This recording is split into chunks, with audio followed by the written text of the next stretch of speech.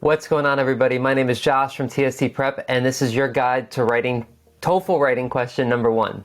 Now, this is going to be pretty long, and some of you here are just here for a template. You just want to know, what to write and how to write it. So I want to give you that right away. I know that everyone's in a hurry. You don't want to waste any time. So this column on the right is the template. This is what to do in each part of your essay, and these are the paragraphs, and this is so this is pretty simple. I think you'll understand it, but if you want this explained in more detail, if you want to know the passages that you'll see on test day, if you want to know how to take helpful and precise notes, if you want to know how to plan your essay and manage your time, and you want to know how to use this template and even make your own template and some of the benefits and drawbacks of templates, you'll learn a lot of things now in this lecture. So lots of information. I'm gonna be talking for a while. I drank a cup of coffee, so it should be all right. So let's get into it. TOEFL writing question number 1. This is called integrated writing. You read a passage for 3 minutes, you listen to a lecture, and then you have 20 minutes to write. We won't be talking about task number 2. That's a separate lecture. On test day, it'll look something like this. I strongly encourage you to actually try a writing question 1 before you watch this video, because you'll have a lot more knowledge of the question, you'll have an experience with it, and then this information will be it'll go deeper in your mind, and you'll have specific questions and you'll be looking for specific information if you actually do a writing question 1. So I recommend that you do one. But on test day, the passage is on the left, you go to write on the right, and it's just a blank space, and the timer will count down as you type here. The question, the directions, they'll tell you the directions, and this will be pretty much the same all the time. And then you have to read a passage. You have 3 minutes to read it.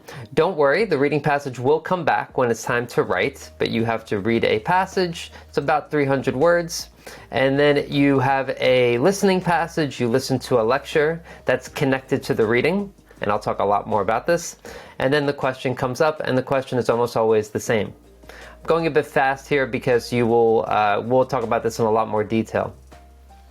So this is the reading passage, and this is the question. So when it's time to write, you can see these two things. So you can see the question and you can see the reading passage when you write. And that's important because it'll be much more helpful to write if you can see the reading passage, and you can. One thing to keep in mind as you're writing and as you're thinking about this question is to think like a reporter. You should not include your opinion, or you should not include any outside information when you're writing this. You just are reporting information. They're checking to see if you can find important information in passages. They're not checking to see if you're creative or if you have an opinion. They don't care about this question. They want to see if you can report on information. So imagine you're a reporter. It's a good way to think about it.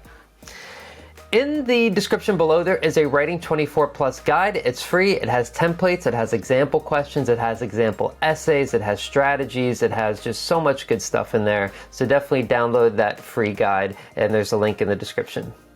And let me give a shout out to TST Prep and the TOEFL Emergency Premium course, something we worked really hard on because we worked with a lot of students who bought very big books like this, and they're great, but they're also they take a long time to go through. You're not sure what's important and what's not important. We saved the best tips and tricks for this emergency course, so you only know the most important information. You have plenty of practice tests, you have practice questions, and you know what to do every day. There's a study plan for 2 weeks, 1 week, 2 weeks, and 1 month, so everything's laid out for you. Check it out. Link in the description. $67 only for people on YouTube, so you have to go to the link in the description to get this deal. But that's it. That's my little, what is that called? Promo. All right, there we go. Let's talk about passage types. So let's do it. There are a couple different passage types you can expect on test day. One is supporting a plan, theory, or point of view. So for example, the advantages of waveforms. So this is when they say that this plan is a good idea, or this theory is correct, or this point of view is a good way to think about things. So for example here, this one is about waveforms. So I'm going to go back for a second. This is what the passage looks like, but let's zoom in to the first paragraph on top, the introduction paragraph. A lot of times the introduction paragraph will tell you, and it probably will tell you, what the main idea of the reading is about. And it's often the last sentence of the first paragraph. Waveforms, which harness the power of ocean waves to store energy, have three main advantages when compared to other energy sources. So this is pretty consistent with what you can expect on test day, that they will have a plan or theory or idea, and they'll give three reasons why they think it's a good idea. And then the listening passage will go against this idea. In the reading passage, the author fails to fully explain the reality behind using waveforms. So you can almost always expect that the reading passage will have one idea and have a couple of reasons for their idea, and then the listening passage will go against that idea and say why it's a bad idea. And the question is almost always the same. Summarize the points made in the lecture, being sure to explain how they cast doubt, how they disagree with specific points made in the reading. So this is always the same. It's like, how did the listening disagree with the reading? The listening passage in TOEFL Writing Task 1 will always oppose the ideas in the reading. You might sometimes get a book or see a website where the reading and listening passage agree, but I have not seen this in the TOEFL recently. I haven't had any reports on this. If you do see that on test day, let me know. But it's almost always, or I'm going to say at this point, always, the reading passage and listening passage disagree with each other. All right, hold on one second. I forgot something. Hold on. Okay, let's do that. I need my mouse pad. Okay, so type number 2 is when they propose solutions to a problem. So there's a problem, like for example, they're trying to preserve a certain type of animal species. This is hermit ibis. This is a type of bird. So the reading passage will talk about this bird, and we'll talk about some reasons why environmentalists are taking measures to preserve these birds, but they are running into three major problems. So there's problems with trying to preserve these birds. So there's some problem, and they're offering three solutions. And you can imagine that the listening passage will think the solutions from the reading don't work, right? So they'll say something like, the reading passage attacks the preservation efforts of the nearly extinct hermit ibis. However, each of the issues mentioned are not nearly as problematic as they appear. So this one's a little bit tricky because the reading is saying there's problems with the solution, and the listening is saying the solutions are fine, the person who wrote this doesn't understand. Okay, and they'll explain each of the reasons there. So you can expect the reading passage will have three supporting things, reasons, ideas, opinions, three supporting, let's say, reasons, and the listening will attack each of those reasons. Now, one thing is that you might see something like hermit ibis and you'll think like, oh my goodness, what is this about? I have no idea what this is about. This is a weird topic. I'm scared. Don't worry if you're unfamiliar with the topic. All the information you need is in the passages. Remember, this is an English test. This is not a test of, of biology or chemistry. They don't expect you to know about the hermit ibis. They expect you to understand the main idea of the passages and for you to communicate those ideas. So it's about the English language. It's not about if you know about a topic or not. Everything you need to know is in the passages. The third type, which is probably the most difficult to write about, is speculating on the past. And so this is when there's some, they find some fossils or some information about the past and they make guesses about the past. So evidence suggests a cause for the demise of the Rapa Nui people. So here, this is about the Rapa Nui, and it says, one of them is what really caused the extinction of the Rapa Nui civilization. So they're thinking about the past, and they're thinking, why did these people go extinct? What happened? There are a few competing theories, and they'll say each theory of why they probably disappeared. And then, of course, the listening will go against each of those theories. It'll say something like this. Although there are a bunch of scholars claiming to have solved the disappearance of the Rapa Nui people, the reality is that all theories still remain just that, theories. There has not been enough evidence to support any of the claims mentioned in the reading. So, yep, then it'll attack each of the claims from the reading. So those are the reading passages. So just to backtrack really quickly, just to sum this up, is that there are three types of passages. Either they have a plan, either they propose solutions to a problem, or they are guessing about the past. And so it'll be something like that. Now let's talk a little bit about taking notes. Now taking notes is optional. I always start with this because I get so many comments about people, I don't take any notes and I got a 30. Yeah, okay, great. That's fine. You don't have to take notes. It's definitely optional. This is just one way of helping you have a goal of understanding what you're trying to find in the reading, what you're trying to find in the listening. You don't have to take notes. Your notes don't have to look like mine. I find that students tend to score a little bit better if they take notes, but everybody's different, all right? So if you are going to take notes, now the reading passage, I think taking notes is pretty much optional for the reading, and I think you'll do fine with or without notes because the reading comes back, right? So, but if you do take notes, I recommend that you find the main idea and the three reasons to support the idea. So, even though you might not take notes, pay attention to these tips because they'll help you find important information. So you want to find important information because the reading passage will help prepare you for the listening. Remember, the listening will go against the reading. So if you understand the reading, if you understand the main idea, if you understand the reasons for the main idea, then you can predict the listening pretty well. So the main idea is usually located in the last sentence of the first paragraph. So this happens pretty often, like in this example here. While some oppose deforestation, there are many benefits that help improve people's lives. So this is about the benefits of deforestation. That's a tough position to take. But yeah, and so in my notes, I would write that down. I would write down main idea, deforestation, benefits. Looks like that, right? My beautiful handwriting. I know, it's so amazing. Wonderful. Okay, so that's that. It's not always the last sentence. You know, sometimes it might be in the middle, sometimes it might even be the first sentence, but most of the time it's the last sentence of the first paragraph. The first sentence of each body paragraph is usually a reason to support the writer's stance. So you can expect each introduction sentence of each paragraph to be a reason to support this opinion. The clearing of large areas of land has provided an abundance of farmland. Okay, so there's more farmland.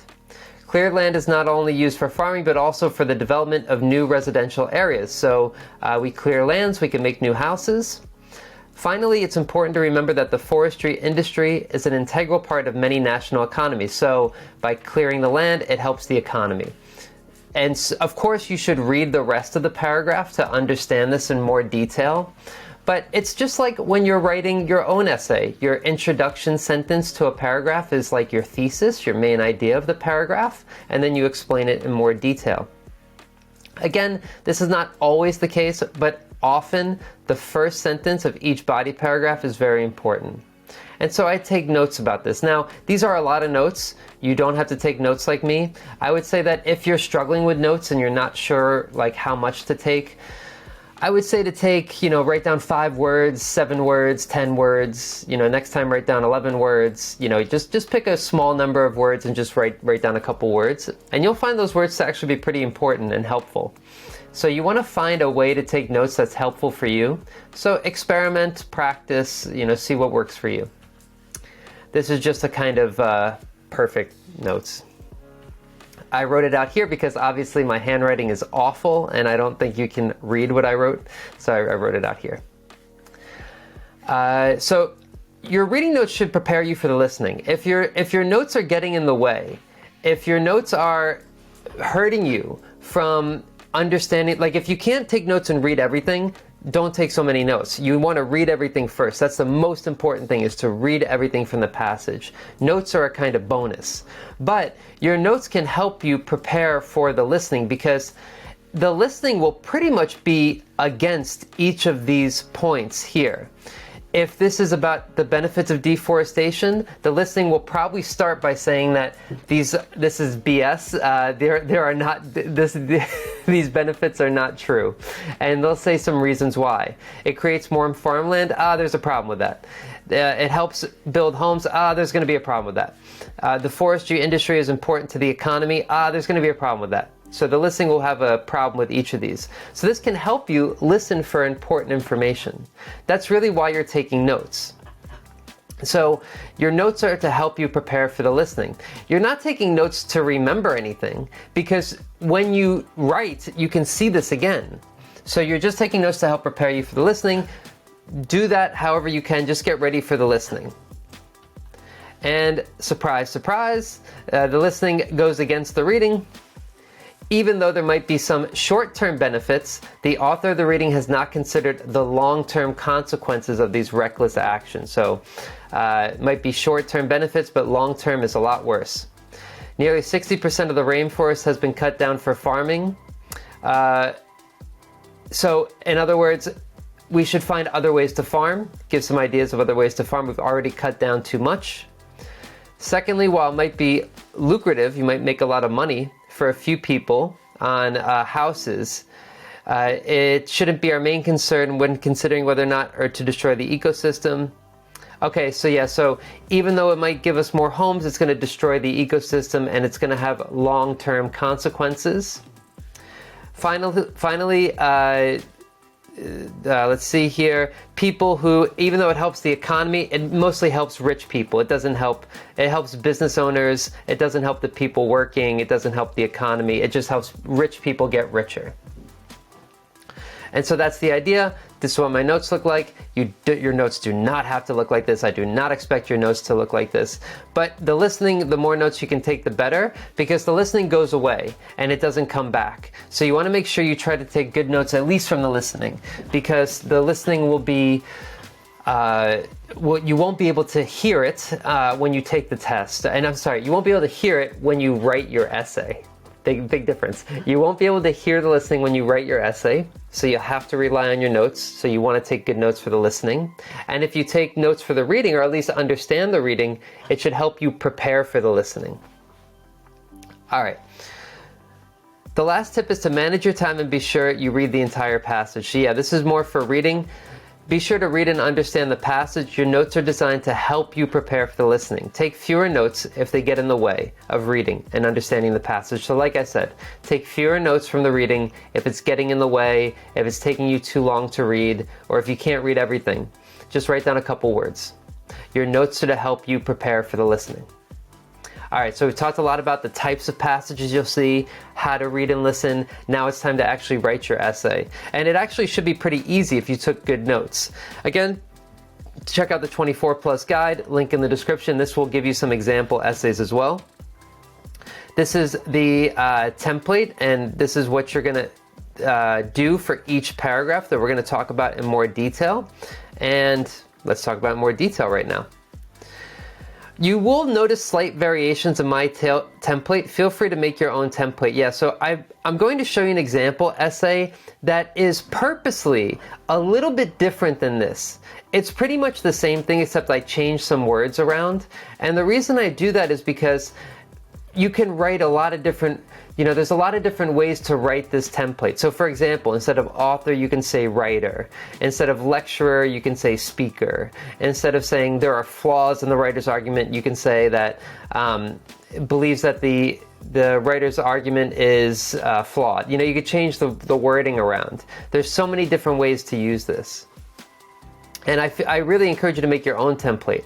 Use words that you feel comfortable using. A lot of times when students try to write something with words and phrases they're not used to, it's very clear that they are not comfortable writing it.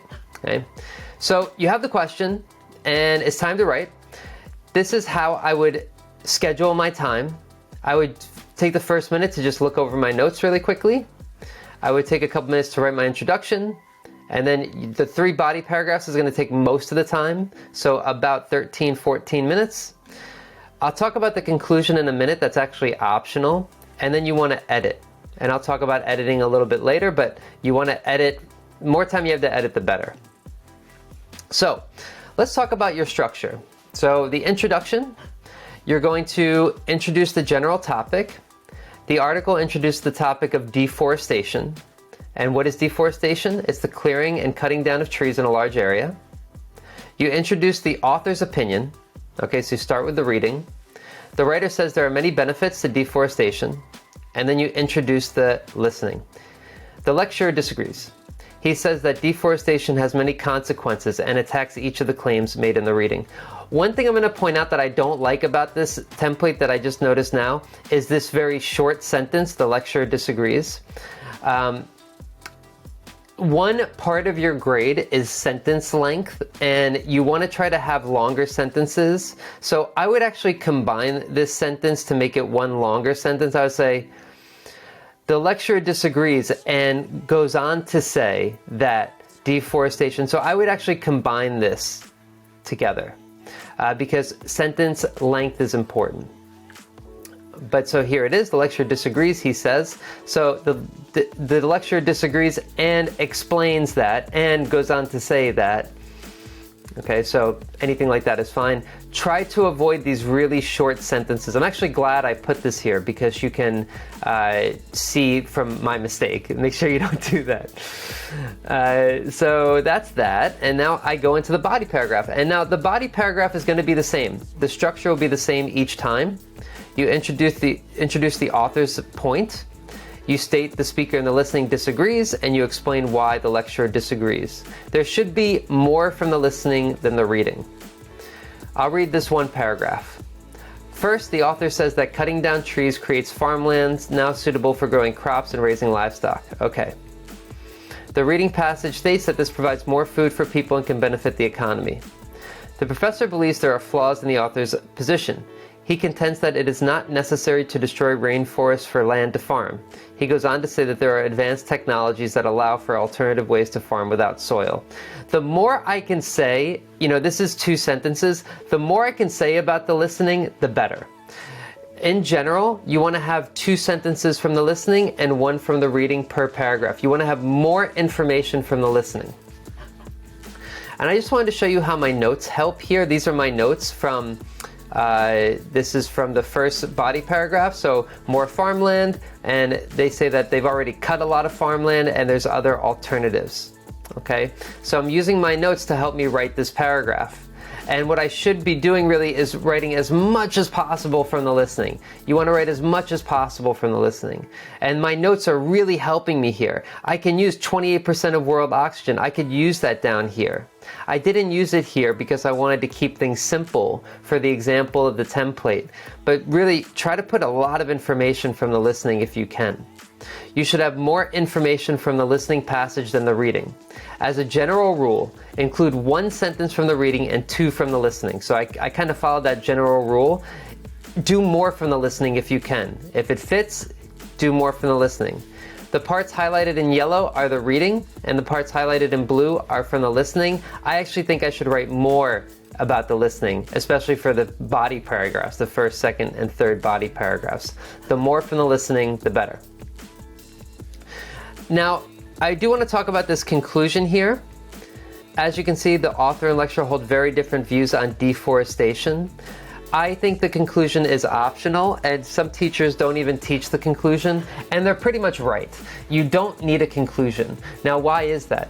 Because you're kind of saying the same thing over and over again. This is like vocabulary that I've already used. I've already said author and lecturer. I've already talked about their different views. I've already said deforestation. So it's not going to help show more grammar and vocabulary, really. So since it's not going to help me show more grammar or vocabulary, it's not really necessary. It's just a personal preference. I usually include a single sentence because I just feel weird, to end this essay like this. In fact, he claims deforestation does not benefit the workers at all, but rather the large company owners. Just to end there just feels weird to me. I need to have some type of conclusion. It's just a mental thing. That's the way I was educated. So you don't have to do that. It's totally optional, okay? Totally optional. So feel free to not have the conclusion. It's just a personal preference that I like. Now, let me talk a bit about editing. You want to spend as much time as possible editing your essay. Since there is no spell check, you will have spelling, formatting, and grammatical mistakes. So yeah, you don't have spell check, you're gonna have mistakes. There's gonna be spelling mistakes, there's gonna be, punctuation mistakes, capitalization mistakes.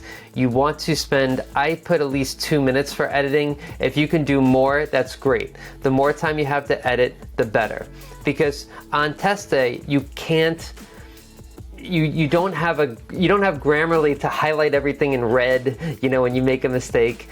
Get used to that, practice without spell check, and edit your essay. You will get points off. So this is really the difference between a 24 or higher on writing and a lower score. If you don't take time to edit, if you have a lot of spelling or punctuation mistakes or formatting mistakes, you don't have spaces where you're supposed to have them, it's gonna hurt your score.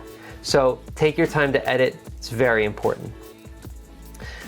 But that's it. These are the templates and the example, so hopefully you understand this a bit better now. Be sure to download the guide. It's free, a link in the description, and thank you for listening. Check out our guide to question number 2. I hope you found this helpful, and I will see you next time. All right, take care, everybody.